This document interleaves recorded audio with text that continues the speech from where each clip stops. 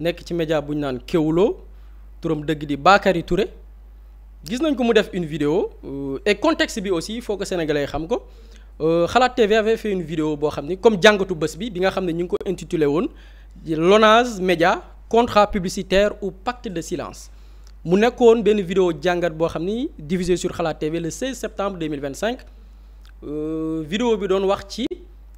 clause yi Lonase signé ak yenn ci ay médias muy clause boo xam ni daf leen di tënk ci ne bépp scandale bu am ci këru liggéeyukaay bi nga xam ne état bu Sénégal ko moom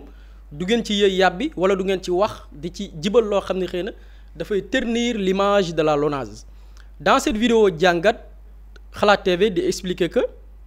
benn ci médias yi sax yenn ci médias reconnaître wuñ leen par rapport ak liste bi état par le biais du ministère de la communication des télécommunications et du numérique publié woon ne médias yi dañu reconnaître Lonase dem contracté ak des médias non reconnus mu nekk salfaañe par rapport ak yoon wi nga xam ni nguur gu bees gi jël na ko ngir assainir le secteur de la presse ñu tuddoon ci Kéwoulo. Effectivement il a le droit répondre parce que ñun aussi on se dit que maqaama bi chaîne bi am di tudd ay nit ñoo ñu tudd tamit noonu la ñu amee droit wu apporter des réponses mais maintenant bu fekkee nag réponse bi dafa ànd ak lu dul dëgg wax lu dul dëgg te ki ko def di Babacar Touré et on va démontrer point par point que Babacar Touré du wax ko du dëgg c'est une personne qui invente c'est une personne inculte c'est une personne qui ne maîtrise même pas domaine bi muy yëngu muy wàllu média ni muy fonctionner ak critères yi ko tënk d'abord nañu déglu élément bi laataa ñuy ñëw ci détails yi. Et ça c'est l'occasion ma def benn règlement de compte ak waa Xalaat TV Xalaat TV kenn xamu leen ci journalisme Xalaat TV kenn xamu leen ci espace public Sénégal en tout cas ñun on est là depuis plus de 20 ans def nañ fi lu ne ci wàllum journalisme pour man ay nit la ñoo xam dañu làkk woon bi ñuy xeex ñun bi ñuy jàkkaarloo ak régime mu Macky Sall di xeex ak moom ñoom kenn xamu leen woon wala dañu làkku ñoom ñoo créé seeni média ñoom ñoo créé seen Xalaat TV ak affaire yooyu parce que mënuma comprendre Xalaat TV lan la fi dara def ba tey ñu war ko mën a monter jox ko licence en plus. fi mu ko dooree ci ay kàddoom moom Babacar Touré turam dëgg di Bakary Touré noonu la tudd déjà quand on parle d'imposteur et bëgg naa technicien bi titré extrait bi ñu nar a dagg imposteur la parce que Bakary Touré la tuddul Babacar Touré dafa wax lu dul dëgg dans la mesure où bu ne Xalaat TV kenn xamu leen ci wàllu média peut-être man jàpp naa ni sama analyse ñun ñi fi toog nii di wax ñun duñu gan ci média yi pour ki ñu xamul boog baax na ñuy leeral parfois remettre les pendules à l'heure ndax moom bu ma xoolee def quelques recherches Kéwoulo bi mi ngi ko créé ñi ngi ko enregistré site bi en 2016 yaakaar naa Ismaïla doo ma weddi bi ñuy créé ñun suñu site à l'école yàgg ëpp jiitu na 2016. c'était 2014 2015 donc bu ñuy wax wàllu jiitu mën na ni sax ci li ñu xam boog ñun bi ñuy yëngu ci wàllu digital média en ligne du tay jiitu na moom Kéwoulo boobu noonu dañ naan tuuti nañ nag suñuy kanam yu ndur na ay kanamu bébé waaye def nañ ci métier bi lu ëpp 10 ans man mii dama am diplôme commencé liggéey bàyyi sama liggéey def concours duggaat CESTI bi may dugg CESTI dama am sama diplôme licence defaat concours CESTI dugg génn major peut-être rajo laa nekkoon kenn du la xam télé moo ëpp visibilité Ismaïla mii dafa am licence am dem jàngiwaat bitim réew dafa liggéey wutaat yeneen diplôme exercer nekk ci ay médias di fa liggéey am plus de 10 ans dans le métier donc bu naan média bu ñu reconnaître ñoo xam ne xamuñu leen ci métier bi ñun suñu parcours moo tax ñu reconnaître ñu tey bi ñuy décider éditer Xalaat TV par le biais du groupe Africa Media Link c'est parce qu'on remplit les critères man j'ai plus de 10 ans d'expérience j'ai commencé à exercer depuis 2014 ak léegi c'est plus de 10 ans Ismaïla bi muy tàmbalee liggéey ci média ëpp na 10 ans il est rédacteur en chef pour être rédacteur en chef d'après le code de la presse wax c'est 7 ans d'expérience Ismaïla la ñu laaj ëpp na ko moom 7 ans la ñuy laaj Ismaïla am na plus de 10 ans d'expérience man en tant que le directeur de la publication de toutes les plateformes j'ai plus de 10 ans d'expérience ñu tegaat yenn critères ñu ne critère foog nga am ñetti journaliste Aminata mii dafa jàng yor diplôme am donc bu ñu naan groupe bi dafa war am ñetti journaliste on a 3 journalistes ak lu ko ëpp ndax am na ñu nekk ci site bi di ci liggéey donc bu ñu naan reconnaître média ñun reconnaître ñu ci yaa ma neex ministère bi muy junj muy ministère de la communication xamuñu leen lu dul gannaaw ba ñu publier liste yi man première fois laa gis waa ministère de la communication muy benn jour bi ADP ma di financer yenn médias yi man maa demoon couvrir ko bis boobu laay soog a gis le directeur de la communication muy Abibou Dia bis boobu laay soog a gis son adjoint muy Diouf bis boobu la ñuy njëkk a joxante loxo bis boobu la ñuy njëkk a gisee ba Habibou sax doon ma tooñ naan on vous voit pas ma ne ko bon ñu ngi suñu ruq di liggéey on n'a pas besoin de connaître des gens pour être reconnu dañu def suñu démarche jaar lay fa yoon santaane jaar état bi ñu war a jaar ñu reconnaître ñu donc ñun tappale wuñu maintenant moom période boobu ñun ñu defoon suñuy démarche yépp wut ay journalistes déposer nos CV avec notre parcours ministère gis ko comité bi nga xam ne mooy reconnaître médias yi gis ko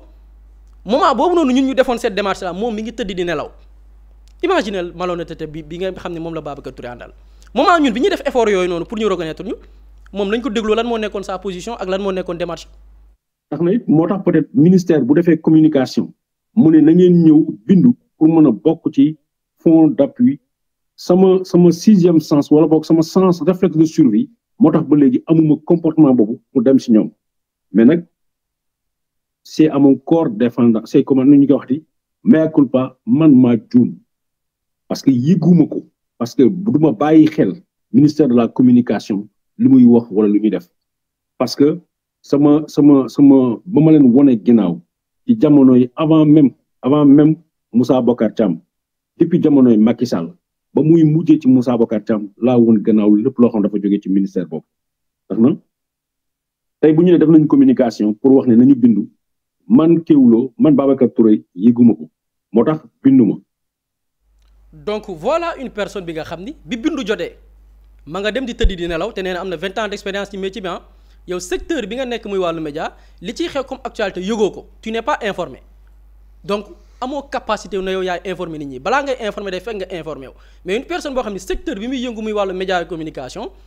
xibaar daf ciy jib lu doy ni reconnaissance des médias mu ne yëgu ko woon mi ngi tëddoon di nelaw di xaran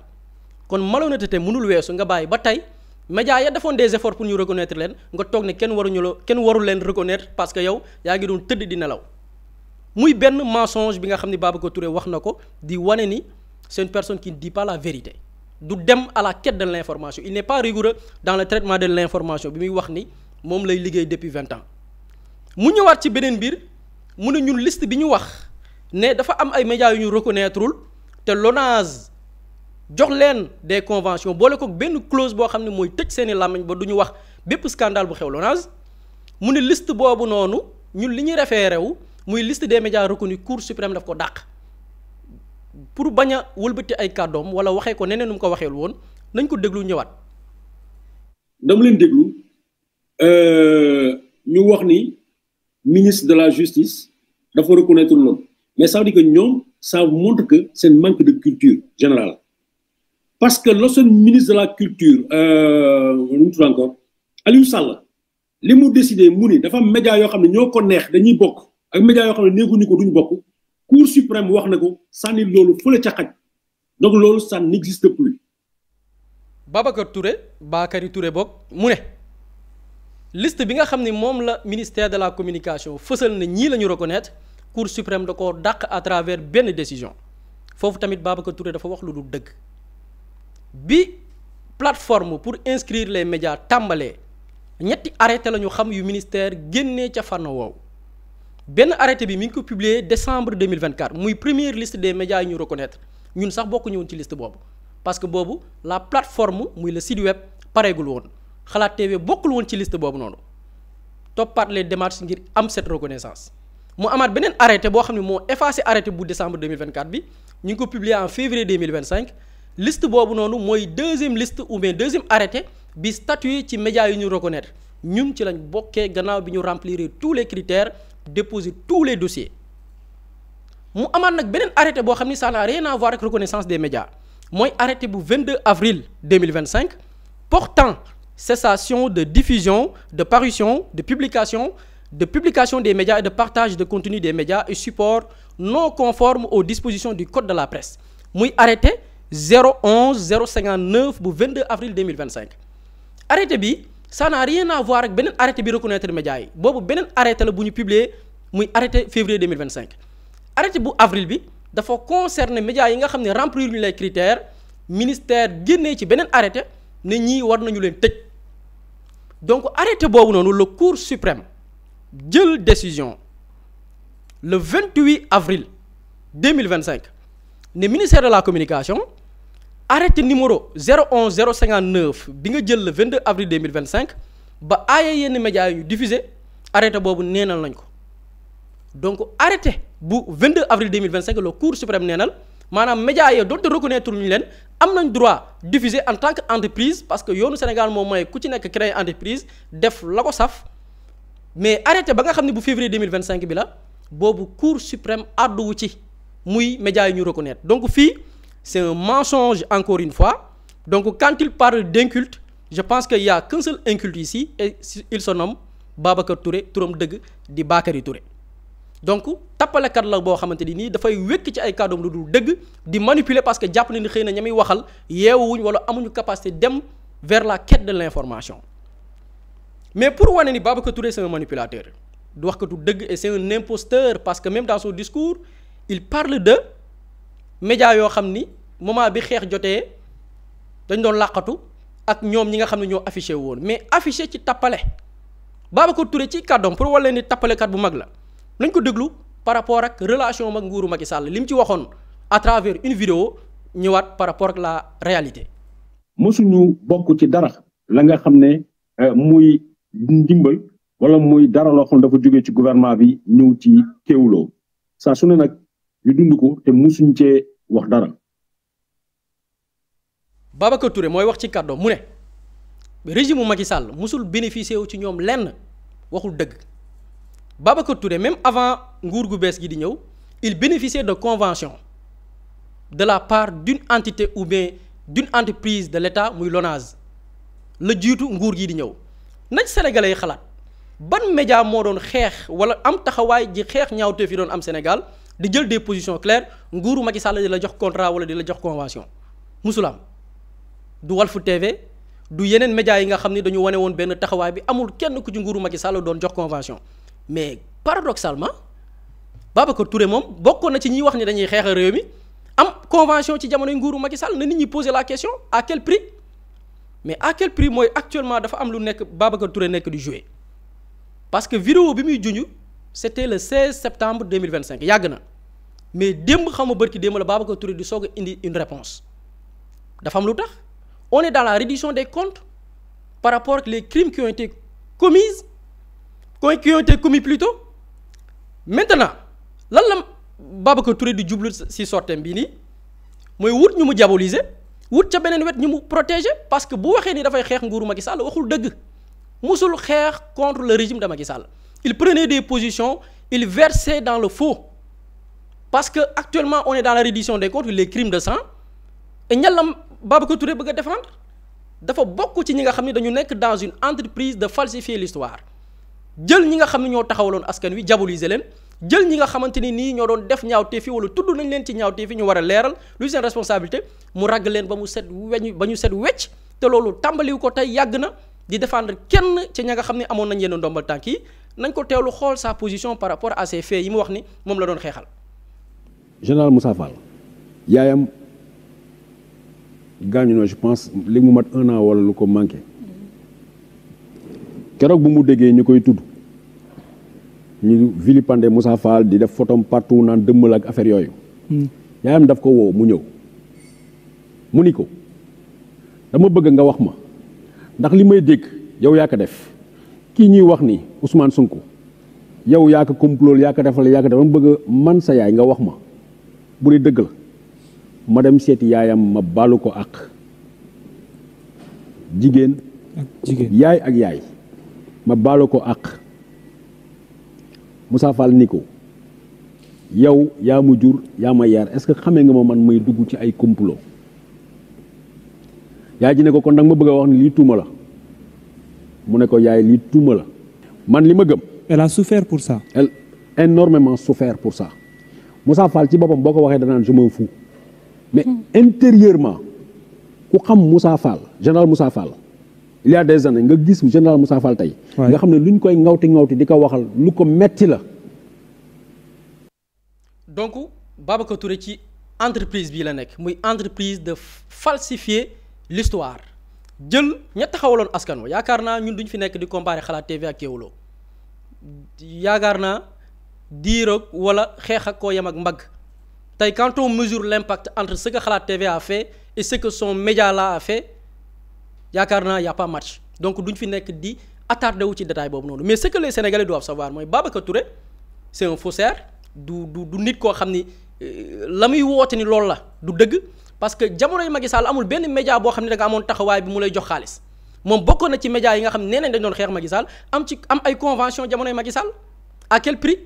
bi mooy défendre ñi nga xam ne da leen tudd ci les crimes de sang tey ci entreprise boobu la nekk et dinañ ci dem ak moom on va pas laisser des faussaires des imposteurs comme Babacar Touré turam dëgg di Bakary Touré nekk di falsifier l'histoire di wër di wax lu dul dëgg di kàcc di jéem a tuumaal ay gor di waxal ay nit loo xam ne sax xamoo leen xamoo leur parcours xamoo leur histoire c'est la première fois man mooy dugg ci ay affaires personnelles di wax suñu parcours mais xamee wuñu ko mais moom gis nañ ni ci jéem a peindre boppam comme koo xam ne référence la ci métier bi alors que nit ki la nga doon bàyyil nit ñi waxal la ko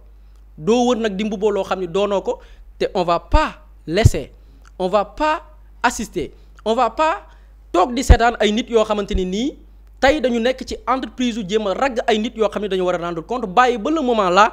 taxaw bëgg a taxaw comme l'avocat du diable on va pas se laisser faire et le match ne fait que commencer. Aïcha Ismaïla ban jàngat ngay def par rapport ak sortie bi nga xamante ni kii di Babacar daf ko def. man au fait li Boury def wane na incohérence yi nga xam ne am na ci dundu Babacar Touré lépp en tout cas ci dundam en tant que journaliste nit ko xamante da ngay wax lii am ay faits yoo xam te dafay contredire li nga wax mosuma bénéficier wu benn privilège ci nguurug Macky Sall on sait tous que ni bénéficier wu na ay convention ak structure de l'État génn na fi sax période bi nga xam te ni gouvernement bu bees bi ñëw na gars yi commencé di wax ay contrat yu ñu gis yenn structure doon ko signé ak ay presse mosuñu fa gis publicité mosuñu fa gis dara moom moo anticipé sax mbir yi génnal boppam ne signé naa benn convention ak structure telle parce que dama gis temps yi nii gars yi commencé génne ay convention yu demee noonu commencé justifié yu loolu lan la doon wax parce que position bi mu doon wane ni moom la doon jël saa yi bu ñu xëyee génn benn convention bu mu doon signé ak le gouvernement de Macky Sall période boobu nit ñi dinañ posé wu des questions muy anticiper loolu noonu loolu di beneen bi mooy lan xam dafay woote wu nitu dëgg koo xam ni dafa dëggu journaliste d'investigation la dafay prendre des positions mais kooku tey li waral coow li tey ak signature yi yenn maison de presse def ak l'ONAS c'est pas que convention bi ci boppam moo nekk problème parce que dañ koy wax maison de presse dañu war a di signer ay convention ak les structures de l'État loolu fi lañ ko fekk kenn mënu ko fi dindi mais dafa am loo xam te ni état bu Sénégal daf ko jël mooy dafa am benn code de la presse boo xam te journaliste ñoo lënko woon tëgg ko ni kër gépp goo xam te dañ la war a woowee une structure de presse nii nga war a dëppoo benn gouvernement mësu ko appliqué gouvernement bi ñëw ne leen ok journalistes yi lii ngeen bëgg léegi kaay leen ñu former benn comité boo xam ne yéen da ngeen ciy nekk ñun ñu am ci benn représentant ñeneen ak ñeneen am ci ay représentant ñu woo ñi nga xam te ni dañu bëgg a conformer wu ak yéen li ngeen bëgg ñu reconnaître leen comme des entreprises de presse moom en tant que journaliste ne yëgul loolu noonu déjà kon moom bu ne journaliste bu chevronné la def na plus de 20 ans de métier di wax journaliste d'investigation la loolu xew ci biir réew mi ak coow li mu fi jur yëpp mu ne yëgu ko kon man kooku je peux pas le considérer comme un journaliste sax muy benn loolu noonu am donc ay entités de l'État di signer des conventions avec des structures yoo xam te dañu défier woon l'État am na ci yoo xam ne dañu défier moom dana yëguma ñeneen ñi défier am na ku muy citer en exemple ci vidéo bi moom dafa défier woon l'autorité dane woon du ma bindu ji la waxoon kooku la citer en exemple moo noon ñu signer ko convention non seulement signer lañ ko convention te kenn reconnaître ko comme une entreprise de presse mais dafa signer cette clause bi nga xam te moom moo def polémique bi waral coow li mooy lépp lu xew ci biir structure boobu noonu du ci wax loo xam te dina ci mën a gàkkal deru njiital structure bi wala ñi nga xam te dañu bokk ci ñi koy gérer daf ko signer moom Bakary Touré dafa bokk ci ñi ko signer loolu muy beneen bi gis nga koo fekk muy fëgg dënn wala man dama def li man dama y'a rien deful tous Babacar Touré mënuñu jam ci parcours jaar nañ fi ñu war a jaar yëpp moo xam ci njàng la moo xam ci pratique la ak yooyu noonu mënuñu ci jam ci lu jëm ci wàllum éthique mënuñu ci jam parce que moom rek mooy fii xëy su ba ma ngoon jot di défendre koo xamante ni tey bu doon xool 90% des sénégalais nee nañu kook noonu dara la responsable la ci li nga xam te xew na Sénégal yépp dans toute sa vie moom muy jëm a ragg kook noonu ay vidéo am yépp noonu te bu ñu gisaatee contexte bi mu defewaat sorte bii nii dañuy xam lan moo ko waral donc gis nga nit boo demee surtout nga dem ba am benn année yi ba kii benn âge bi gis nga booy wax da nga war di sóoraale ni mën nga amuk njaboot mën nga am ay mbokk mën nga am lu ne ngay moytu ñu lay won safaanu dëgg li ngay wax nii ñu tegal la ci baaraam ne li ngay wax nii du ay dëgg te soo xoolee discours am bi li mu wax noonu yëpp dëgg amu ci ministère bi mu tudd waxul sax tuddul sax turu ministère bi moom ñeneen beneen ministère bi feneen la ko joxe arrêté bi mu tudd ak loolu yëpp dara du ci dëgg ba pare pire mooy nee na Xalaat TV ñu jox ko licence loolu du dëgg Xalaat TV musul am licence loolu moo ko créé waat loolu encore ci contre vérité yi mu joxe la ne ay nit ñoom ñoo créé seen média jox leen licence na génne licence bu Xalaat TV loolu aussi contre vérité la amul waxul dëgg na moytu en tout cas mag bu toll ni moom ak li muy jaay Sénégal yëpp li muy wax Sénégal yëpp moo nekk parcours am ak yooyu noonu gën a di def vidéo mais du début à la fin lépp ay contre vérité la na moytu lu ni mel soo amee des comptes à régler ak d'autres personnes mais na am le courage de les affronter directement dem affronter leen wax ak ñoom mais bu muy wut ñeneen ñu mu ciy dugal ñoo xam ne seen yoon nekku ci Xalaat TV ak Babacar Touré du match amuñu ay comptes ñuy rendre gis nañ mbir moo xam ne xew na baaxut ci société dañ koy dénoncer ak fu mu mën a bàyyi ko dañ koy dénoncer li tubaab naan qui se sent morveux se mouche moo ko dal xam na ni def na loo xam te ni tey en tant que journaliste buy woote wu éthique ak yooyu noonu waroo ko def loolu moo war a tax mu génnaat di laat mais gën a dugalaat boppam annoncer des contre-vérités moom xanaa moom moo jox Xalaat TV licence. Xalaat TV ñëpp nee nañ am na licence te Xalaat TV ñoom. bon ñun amaguñ licence télé. parce que on attend ñu bindaat code de la presse bi pour qu'on ait une licence télé en tant que web TV donc c'est ça quoi donc li mu doon wax yëpp day kàcc waxul dëgg. c'est-à-dire que c'est une personne boo xam ni c'est un faux type et dinañ ko démasquer le gars dootul waxati parce que ses relations avec tey ñi yoon war wax moo tax may wax sànq wàllu contexte il faut que nit ñi di xool contexte nit ki ban contexte lay waxee il a parlé dans un contexte de reddition des comptes il essaie de falsifier l'histoire xam nga souvent Sénégalais yi ñu koy wax pourquoi tu défends général Moussa Fall na ko Sénégalais yi fekk ci page am laaj ko ban relation la am ak génération Moussa Fall général Moussa Fall bi dëkk bi tàngee ne ko nit ñi dem laaj est-ce que tu fréquentais général Moussa Fall bi dëkk bi tàngee xam nga ni il faut pas être un faux type tu peux pas taal sa live di mbel-meli subaa ngoon guddeeg bëccëg naan nit ñi ngi rey nit ñi ñu ngi boom nit ñi ca gannaaw fekk yow ña ñuy tuumaal ci rey ak boom yi yaa ngi leen di fréquenter di duggalante ak ñoom na tontu ci loolu na apporter des réponses par rapport ak ses relations avec général Moussa Fall ci moment bi nga xamante ni on parlait de mort on parlait des gens yi nga xam ne dañoo jot ay ordre tukkee ca kaw donc faut pas être un faux type et Babacar Touré il fait partie de ces personnes là c'est un faux type c'est un menteur c'est un imposteur dafay mbubboo loo xam ne doonu ko et là ñun aussi même bu fekkee ñenn ñi dañ naan yenn yi jarul tontu mais il faut apporter ay leeral parce que li naan nit bu dëkkee ci wax lu dul dëgg dama koy wax fii souvent à force que mu koy wax te amul la réplique nit ñi dañuy jàpp ni sax est-ce que nduriwul dëgg Babacar Touré mun na def live 0 minute ba 30 minutes wala 1 heure lépp ay nar la mooy vidéo bi mu defoon keroog il ne fait que raconter des contre-vérités il ne fait que mentir donc ces gens-là on va pas laisser ñu continuer di nax sénégalais yi di wëlbati l'histoire jéem a wut des coupables jéem a ragg ñoo xam ne tey ñoo ngi wax reddition des comptes dinañ dem déglu ñu laaj leen seen degré de responsabilité parce que y a des rapports et tout y a des enquêtes qui ont été menées ñan ñoo nekkoon les commanditaires ñan ñoo doon exécuter après ñan ñoo nekkoon le relais à travers les médias parce que affaire bi chaîne la dafa amoon ñu doon def am ñu nekkoon ci terrain bi am ñu exécuter am ñu waroon porter la propagande dans les médias et moom ci ñu doon def propagande général Moussa Fall la bokkoon moment bi dëkk bi taree waxuma changement de moment bi dëkk bi taree tey quand on dit que Moussa Fall ak yaayam toog nañ waxtaan yaayam ne ko est-ce que li lay tuumaal yaa ko def Moussa Fall fa mu toog di wax ak yaayam nu ko Babacar Touré xamee il est de mèche avec général Moussa Fall te loolu man je le dis et je l'assume na ci indi des réponses ba xam ñoom ñaar ils se fréquentaient moment bi dëkk bi méttee bi ñuy rey nit ñi muy jaay naa fekk di taal vidéo am naan ñi ngi rey xale yi alors que ñu ñuy tuumaal ñooy rey xale yi yaa ngi reeroog ñoom di toog ak ñoom di waxtaan ak ñoom il faut pas être un imposteur il faut pas être un faux type et Babacar Touré ci ñooñu la bokk. Aïcha xam naa ni dinañ ci àddu beneen yoon mu mel ni comme ni ñu koy defee rek di